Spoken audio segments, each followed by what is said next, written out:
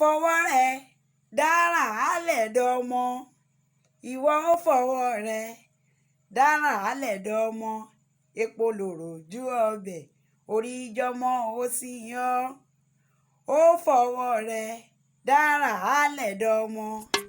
àgbẹ̀ ó yá máa gbóhùn mi ro òkun ẹ̀fún fùlẹ̀lẹ̀ ó yá máa gbóhùn mi ro ọ̀sà nítorí Matthew tí tó ti ṣọjọ́ bí lónìí o ọmọ Arisha ó màmá kú ọdún o ọmọ Sandra ó kú ọdún ó sì kú àṣeyẹ ìwọ ò mọ̀ pé ikú pàgbé nílé àárò àrùn oníṣàlùkò lóde èkó sùn láéláé lékeléké ò ní kú sóde èkẹ fún ikú ò wà nípa onírèwèrè ìwé ọ̀nà wọn bò níjó òṣànkú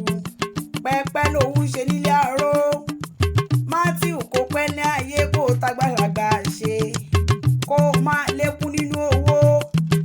kó máa lékún nínú ọgbọ́n nínú ìmọ̀ àti òye lágbára ọ̀nà wọn bá Matthew jẹ́ ń sáré wéréwéré o jẹ́ ń tara ṣàṣà kí n bẹ́ẹ̀ dé bá lọ bàbá tó bí ọlọ́mọ gẹ́gẹ́ ìbíwọ lọmọ aládòmoro ọmọ àdóòdòyè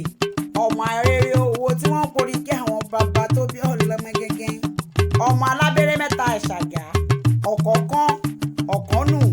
ńbọ̀kan yòókù ni wọ́n fi ń rán gba aṣọ lé bàbá tó bí ọlọ́mọ gẹ́gẹ́ ìwọ lọmọ ká fọpá wà ká fàjẹ̀wà ká fògèdègédé wakọ̀ délé iṣẹ́ rí